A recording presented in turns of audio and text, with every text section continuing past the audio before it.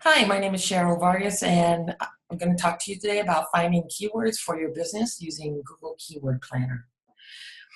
This video is for you if people are not visiting your website, if you're not making sales, then chances are your site is just not being found by search engines. And there are many things you can do to help your site get found, and one of those things is doing keyword research and planning. So I'm going to talk to you about how to do your keyword planning with Google. So let's head right over there right away to get started. So just enter Google Keyword Planner into your search engine. Google Keyword Planner is hidden within AdWords, so you need to know that. So you need to sign in, and you'll need a Gmail account in order to do that. Once you do that, then it's just a matter of signing up for Google Keywords.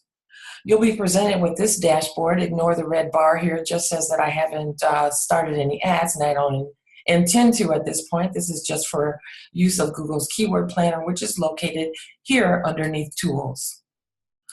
So you go to the Keyword Planner. And before I get started on using the Keyword Planner, there's one really important thing that you need to keep in mind, and that is that when you're doing the research, you want to put yourself in the shoes of the person who may be searching for you. What phrases would they use? In this particular case, we're going to use a client website, which is called loveanddestinyreport.com. And I'm doing some keyword research for this company and also doing a site audit to determine how the site is working for them, why they're not getting as much traffic as they like.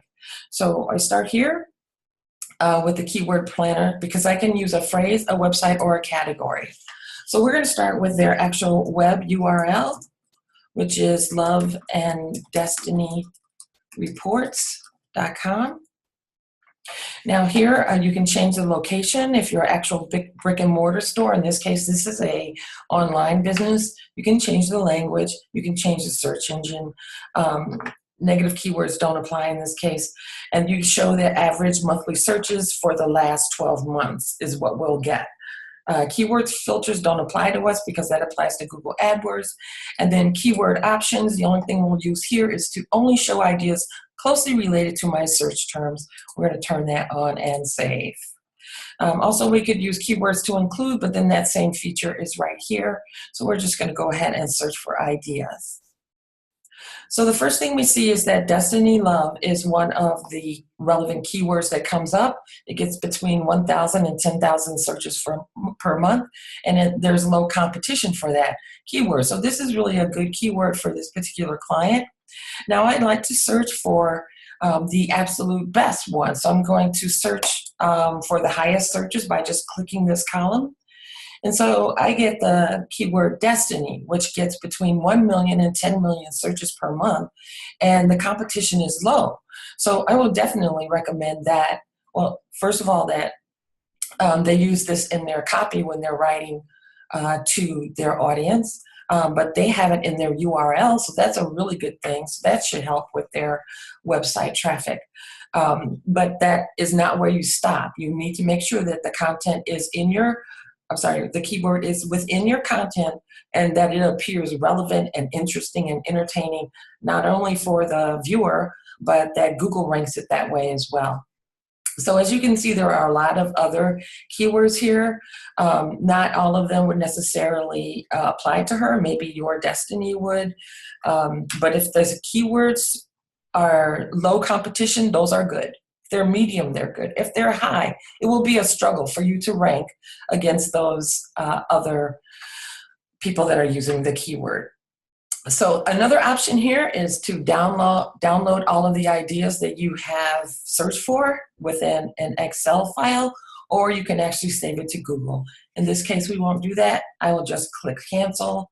And I'd like to try a keyword search one more time and search for a specific term that I think might be applicable to this particular client.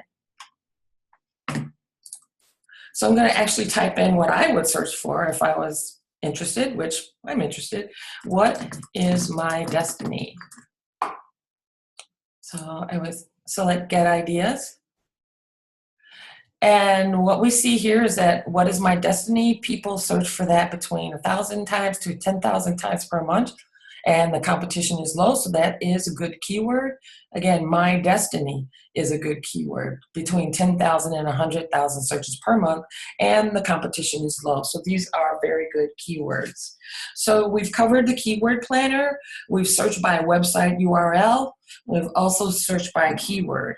So now that you have your keyword, what do?